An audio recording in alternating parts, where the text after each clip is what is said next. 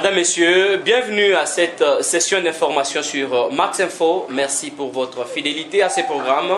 Tout de suite, le journal. Après 11 ans passés à la tête du CIECO, Jean-Pierre Kimbouya cède son fauteuil à Madame Cécile Tshiyombo Kankolongo. Les syndicats des enseignants du Congo doivent vibrer désormais à un rythme de solidarité et d'amour mutuel. Suivez ces commentaires de Yannick Boyeka sous les images de Augustin Kapouya. Le CIECO pour une éducation de qualité.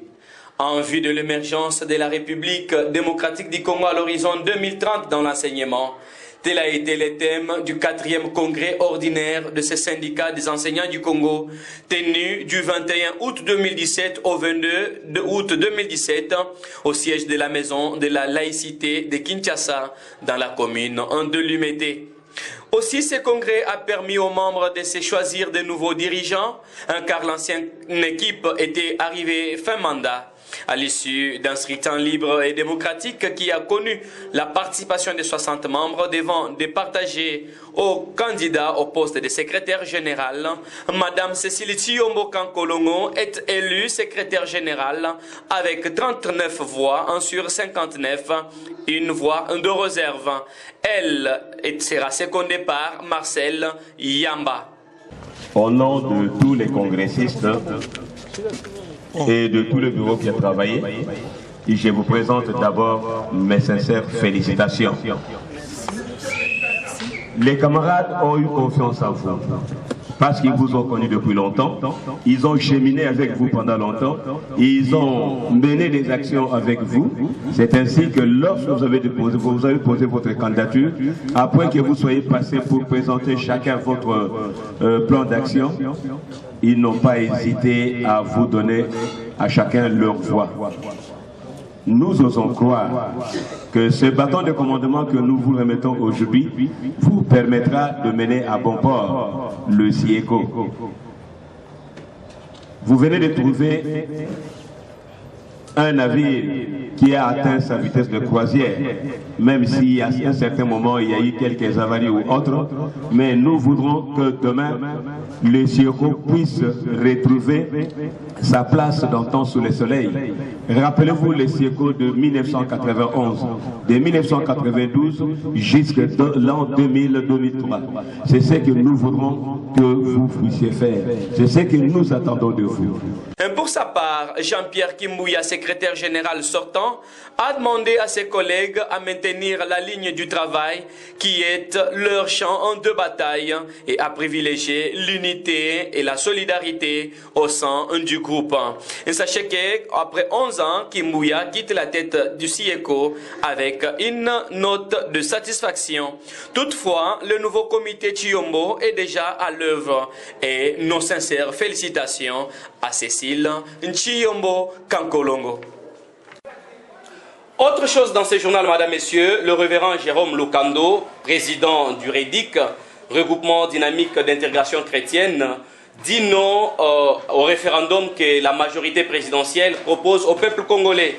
Par la même occasion, il appelle les hommes de bonne foi de venir en aide aux déplacés de la guerre du Kasaï là-bas, entendez par là la guerre de Kamwena-Sapu. Il est avec Augustin Kapouya, David Binga et Patient Goy. Suivez-les.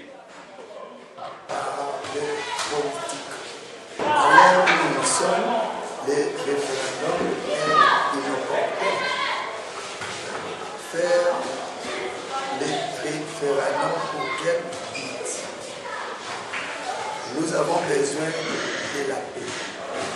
Nous avons besoin de la consolidation de la paix. Nous avons besoin du développement de notre pays. Et c'est là, être leader, le respect de la loi.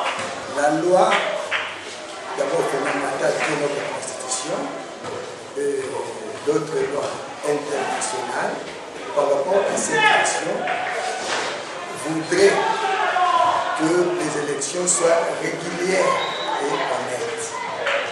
Que la paix et le développement se trouvent à cela.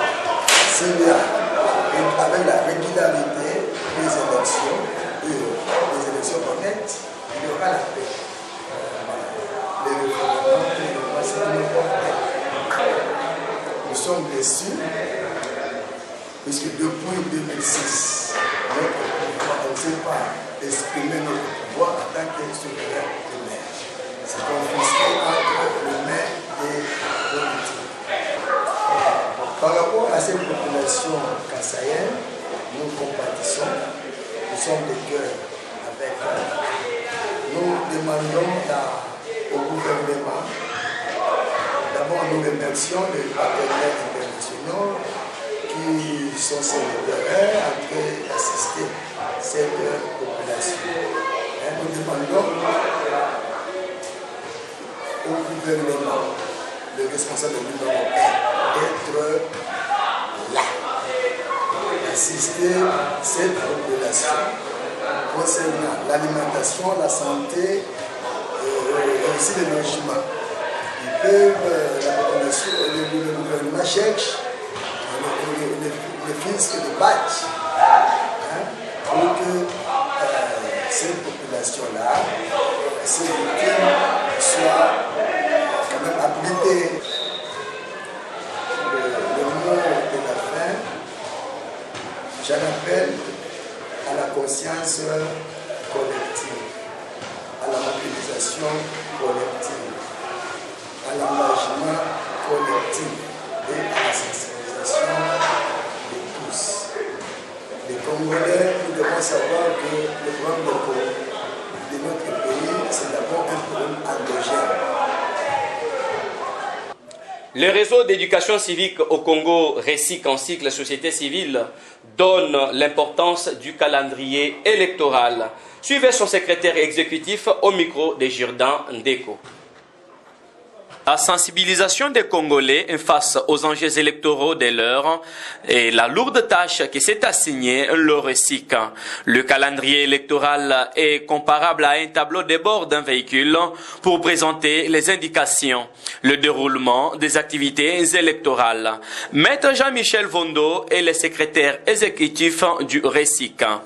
Le calendrier électoral, c'est comme le rôle que joue le tableau de bord dans un véhicule, dans une voiture. Le tableau de bord vous avertit déjà, voilà, nous allons vers telle direction.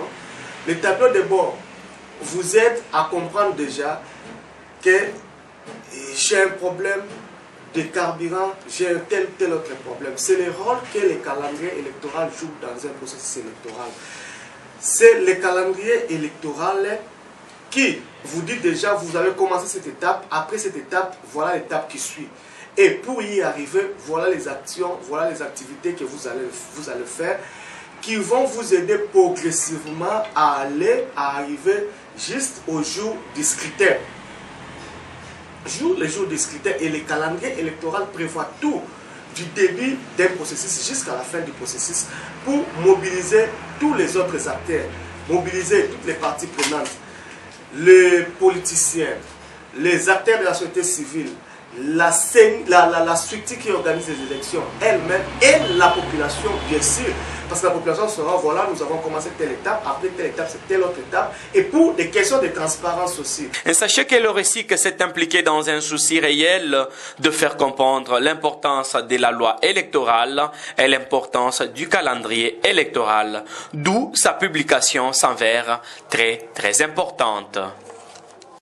Le domaine public de l'État n'est pas à confondre avec le domaine privé de l'État ici en République démocratique du Congo. C'est une explication de Maître Doulimou Touloulou, leader de la jeunesse et acteur de la société civile, ici avec David Binga. Le domaine public de l'État, c'est tous les biens appartenant à l'État. C'est ça, un caractère domanial. Or, un bien appartient à l'État, la communauté d'une manière générale. Là, nous définissons l'État comme des institutions. Oui, donc, tout ce qui appartient à l'État, c'est le domaine public de l'État. Et c'est ces domaines-là où on dit que les biens de l'État sont inaliénables. On ne peut pas les vendre. C'est insaisissable, on ne peut pas les saisir. Là, nous sommes dans le domaine public. Mais pour que ces biens-là soient vendus, il faudrait que ces biens-là soient désaffectés. C'est-à-dire quitte le domaine public de l'État pour le domaine privé de l'État. Là, maintenant, quand ça sort du domaine public de l'État pour arriver au niveau du domaine privé de l'État, c'est un bien appartenant aussi à l'État. L'État peut les concéder à qui il veut et aussi peut les disposer. Et comment est-ce que l'État, par quel mécanisme l'État peut C'est la concéder? désaffectation, c'est-à-dire c'est par un arrêté du ministre ayant les affaires foncières dans ses attributions. Il y a toute une procédure, il faut remplir les conditions. Ce n'est pas du tic au tac, on se réveille un bon matin, eh bien je vais désaffecter. Non, il faudrait qu'il y ait une certaine motivation, qu'il y ait une certaine opportunité. À ce moment-là, nous avons la facilité de désaffecter un bien appartenant dans le domaine public de l'État pour le désaffecter dans le domaine privé de l'État. C'est à ce niveau-là qu'on peut concéder. L'État peut concéder comme propriétaire des terres et des sous-sols pour concéder, donner au privé, donner aux particuliers. Et à ce moment-là, si l'État vend cède aux particuliers, ça quitte maintenant le domaine privé de l'État pour maintenant atteindre le domaine, enfin pas le domaine, mais les propriétés privées. Ça devient maintenant un caractère particulier, c'est pour des individus qui ont rempli des conditions, n'est-ce pas, par rapport à cette désaffectation. L'État peut faire la reprise et l'État peut faire l'expropriation. C'est-à-dire l'État vient te dire que non, écoutez, ici il y a l'or, il y a tout ce qu'une nation peut tirer profit ici pendant 1000 ans. Monsieur, bien, tu l'occupes seul. Moi, l'État, je viens te l'exproprier. Moyennant des indemnités. On va vous indemniser. Si aujourd'hui, il y a plus de conflits fonciers au niveau de notre cours et tribunaux, c'est parce qu'au niveau de l'administration, il y a un problème. Remis dans son droit réel de jouissance par l'État congolais, le clan Lingwala regrette que la ville, province de Kinshasa, continue toujours à poser des actes sur leur site, sur Sayo, au niveau de la commune de Kasavubu. Suivez ces commentaires de votre rédaction sous les images de Patient Goy. Communauté Teke Umbuke dirige M. Kai Michel est détenteur d'une portion de terre se situant sur l'avenue Sayo dans la commune de Kasavubu, selon un arrêté leur reconnaissant les droits réels de jouissance. Quand vous êtes devant les juridictions de la Cour d'appel, d'abord je vais commencer là où vous avez dit que non, c'est de quel État? C'est l'État congolais. Vous savez, j'ai souvent l'habitude de dire qu'il n'y a que 4 institutions qui regorgent les pouvoirs publics de l'État. J'avais dit auparavant, j'avais dit que non, c'est le président de la République, c'est une institution. Il y a l'institution gouvernement, il y a l'institution parlement, il y a chambre haute et chambre basse, il y a les cours et tribunaux. Les 4 branches-là, ce sont les branches qui détiennent les pouvoirs publics qui constituent l'État. Vous comprenez? Mais si nous allons un peu plus loin, nous allons voir la population aussi, constitue aussi l'État. Mais cette fois-ci, c'est une branche de l'État qui est les cours et tribunaux. D'ailleurs, quand vous lisez même la Constitution dit qu'il n'y ait pas l'ingérence entre les institutions. Voilà, mais nous avons des problèmes avec une institution provinciale. Toutefois, après plusieurs menaces, ce clan était en justice avec le gouverneur de la ville, dont la cour a départagé en leur faveur. Comme ici, nous avons été assignés en tierce opposition par la ville, à la personne du gouverneur André Kimbuta. Il est venu en tierce opposition. Mais nous regrettons, c'est parce que nous avons... on avait un procès avec l'État congolais. Vous comprenez? Et l'État congolais a succombé. Et la province ville de Kinshasa, c'est une entité décentralisée qui évolue au sein de l'État congolais. Donc quand l'État est succombé, la province ne peut prévaloir à avoir un droit quelconque. Voilà la raison pour laquelle nous sommes ici en tierce opposition. Mais ce que nous regrettons parce que nous avons déjà saisi la Cour constitutionnelle. Je sais qu'ici, on ne va plus traiter cette affaire. C'est parce que l'inconstitutionnalité, c'est après avoir posé des actes. Et sachez que le clan est encore une fois menacé par la ville et pourtant la Cour a déjà dit non à ces derniers. Le respect de notre justice est un acte qui peut, en d'autres termes, valoriser notre très cher beau pays. Que la ville lise la loi. Max Info recrute 2 journalistes et des caméramans pour son journal en français. Suivez ces communiqués. Le journal télévisé Max Info recrute les journalistes professionnels de terrain capables de rendre un bon service ainsi que les caméramans. Ceux dont la chose intéresse sont priés de nous contacter au 0422 36 42 718 090 69 94 69 5. Le recrutement commence ce samedi 26 août 2017 et se termine le 4 septembre 2017. Hâtez-vous car les places sont limitées. Signé la coordination. Chutons par cette note, madame, messieurs, besoin de passer un bon week-end. Passez à Matongé, à Limca, chez Erika City. Cette kermesse ne manque jamais de surprises pour vous. Suivez. Rescapé à boye, rescapé à boye, oh, rescapé à boye. Nanu na monate. Oya bi bi bi bi bi bi bi bi. Bina lele lele, bina lele lele, bina lele lele, bina lele lele, bina tawanyo, bina tawanyo, bina yawanyo, bina yawanyo. Changu bumbu ipen. Bandi wana biso nyonso bandali ya Gombe. Tozeli bino awa na IMK.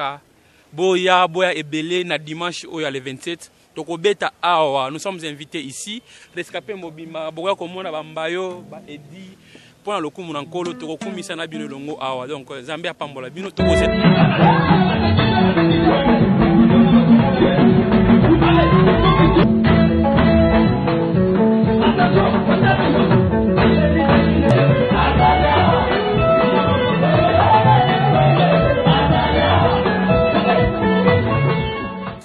Ainsi, ça n'est fini pour cette édition d'information, madame, messieurs. Merci parce que vous êtes vraiment fidèles à ce programme de Max Info. Pasiangoy derrière cette caméra, David Binga, toute la grande équipe technique, Apollinaire Kassonga, Yannick Boeka ont posé leurs mains sur cette édition d'information. Je suis celui qui est. J'espère bien que vous êtes en train de prier pour moi. Je sais que je vais vous retrouver très prochainement, mais que je sois en vie, priez le bon Dieu. Merci à tous et bonsoir chez vous.